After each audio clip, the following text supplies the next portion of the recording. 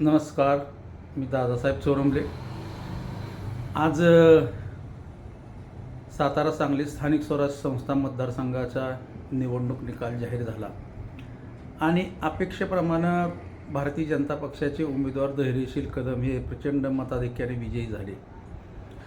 खरं तर सर्वत्र चर्चा अशाच घडत होत्या की काही चमत्कार घडणार का, आणि यापूर्वीच्या व्हिडिओमध्ये देखील आपण सांगितले होते की जर युती धर्म पाळला गेला नाही तर निश्चितपणे चमत्कार घडण्याची शक्यता आहे.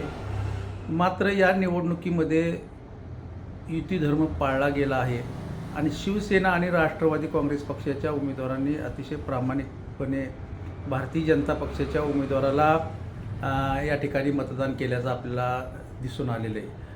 विजयी झाल्यानंतर धैर्यशील कदम यांनी सुद्धा प्रेस कॉन्फरन्स पुढं नमूद केलं की मला जेवढी अपेक्षित मतं होती तेवढी अपेक्षित मतं युतीचे मला मिळालेली आहेत आणि त्यामुळे शिवसेना आणि राष्ट्रवादी काँग्रेस पक्षाच्या सर्व मतदारांनी अतिशय प्रामाणिकपणे राहून मला मतदान केलं आहे आणि मी शिवसेना आणि राष्ट्रवादी काँग्रेस पक्षाचं नेत्यांचं, त्याचबरोबर कार्यकर्त्यांचं, त्याचबरोबर सर्व सदस्यांचं मनापासून आभार व्यक्त करीत आहे असं त्यांनी प्रेस कॉन्फरन्स पुढे सांगितलं.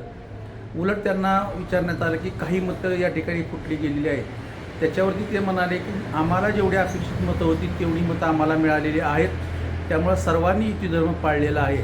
कारण का तर जिल्हा परिषदेच्या निवडणुकीमध्ये जो राडा झाला होता त्या राड्याचा वचपा या निवडणुकीमध्ये काढला जाणार का काय, हा एक प्रश्न मोठा उभा राहिला होता.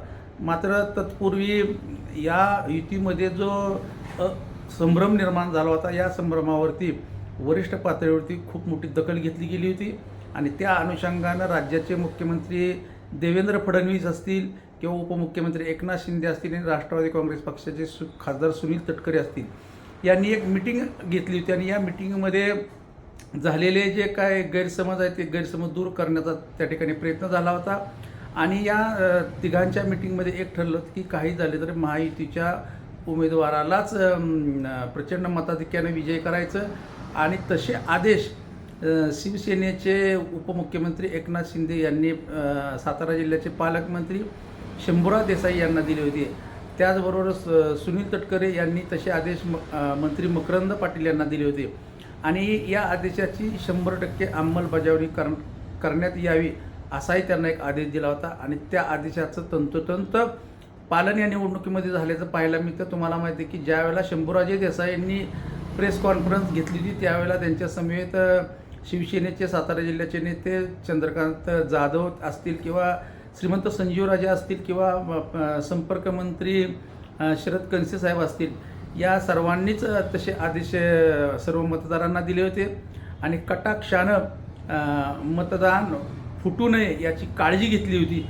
आणि ही काळजी घेण्यामागचं एकच कारण होतं की झालं एवढं नुकसान ठीक आहे, याच्या पुढं जर आपण जर काय युती धर्म जर पाळला गेला नाही किंवा आपल्या काय मतामध्ये जर काय फटाफूट झाली तर ते निश्चितपणे आपल्या पक्षाला डॅमेजिंग असेल किंवा आपल्याला एकनाथ शिंदे साहेबांचा आदेश न मानल्याचा आपल्यावरती ठपका राहू शकतो आणि म्हणून शिंदे साहेबांचा आदेश शिरसावध्य मानून कसल्याही परिस्थितीमध्ये जिल्हा परिषदेच्या सर्व सदस्यांना, पंचायत समितीच्या सर्व सभापतींना आणि नगरपालिकेच्या सर्व सदस्यांना, शिवसेनेचे असतील किंवा राष्ट्रवादीचे असतील, यांना सक्त सूचना देण्यात आली होती, सक्त ताकीद देण्यात आली होती की काही झाले तरी तुम्ही मतदान हे भाजपच्या धैर्यशील कदम यांनाच करायचं आणि त्या आदेशाचं तंतोतंत पालन या निवडणुकीच्या माध्यमातून झाल्याचं आपल्याला निकालातून स्पष्ट झालं आणि त्यामुळं भारतीय जनता पक्षाचे उमेदवार धैर्यशील कदम हे प्रचंड मताधिक्याने विजयी झालेले आपल्याला पाहावयास मिळतात.